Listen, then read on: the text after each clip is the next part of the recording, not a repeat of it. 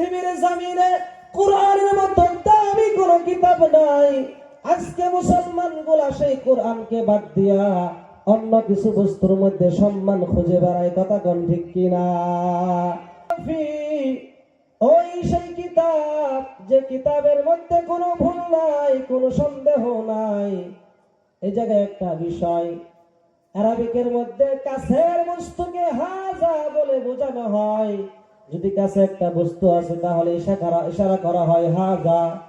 কোরআন আমাদের হাতের কাছে, কোরআন আমরা দেখলে চুমা খাইতে পারি, কোরআন আমরা দেখলে হাতে নিতে পারি। কথা কোন ঠিক কিনা?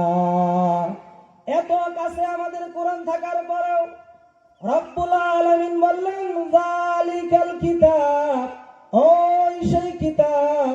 আল্লাহ দূরেকে ইঙ্গিত করলেন, তার কারণ হইল আল্লাহ রাব্বুল আলামিন বুঝায় দিলেন, এ পৃথিবীর মানুষ, যদিও কোরআনটা তোমাদের কাছে, এই কোরআনের ইলম, এই কোরআনের মারিফত আমি আল্লাহ রাব্বুল আলামিন দূরে রেখে দিয়েছি। জোরে কান সুবহানাল্লাহ।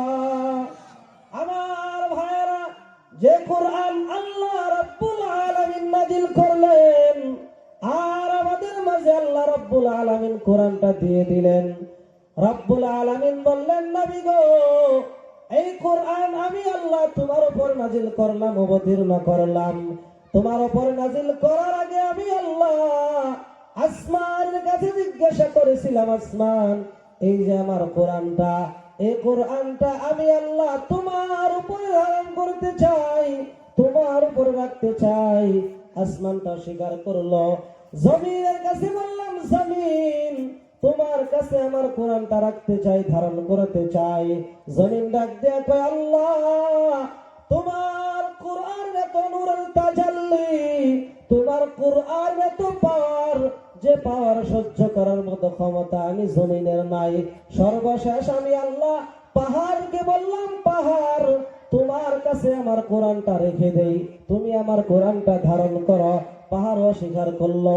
ফাআবাইনা আইয়াহমিলনাহা, সবাই সেই কোরআন ধারণ করতে স্বীকার করেছে। হে আমার রাসূল, এই কালামুল্লাহটা আমি আল্লাহ আপনার উপরে নাযিল করলাম। জোরে কান সুবহানাল্লাহ। রব্বে কারীম সেই কালামুল্লাহ আমার নবীর উপর নাযিল করেছেন।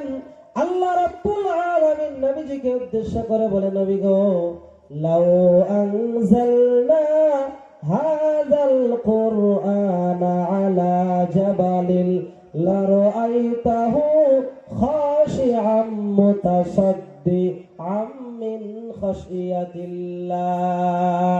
আল্লাহ রাব্বুল আলামিন বললেন, নবীজি, এই কোরআন যদি আমি আল্লাহ পাহাড়ের উপর নাযিল করতাম, আপনি দেখতে পারতেন খাশিআম মুতাসাদ্দিআম মিন খাশিয়াতিল্লাহ, এই পাহাড়গুলা খসে খসে ভস্ম হয়ে যাইত।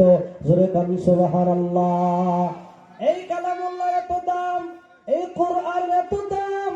আল্লাহ রাব্বুল আলামিন বলেন, এই পৃথিবীর জমিনে কেউ যদি আমার কালামুল্লাহটা তেলাওয়াত করে, কেউ যদি একটা হরফ পড়ে, আলিফ, একটা হরফ পড়ার বদলে আমি আল্লাহ তার আমলনামায় 10টা নেকি লিখে দেই। জোরে কান সুবহানাল্লাহ। এত দামি কোরআন আমরা পেয়েছি। পৃথিবীর জমিনে কোরআনের মতো দামি কোনো কিতাব নাই। আজকে মুসলমান গুলা সেই কোরআনকে বাদ দিয়া অন্য কিছু বস্তুর মধ্যে সম্মান খুঁজে বেড়ায়। কথা কোন ঠিক কিনা?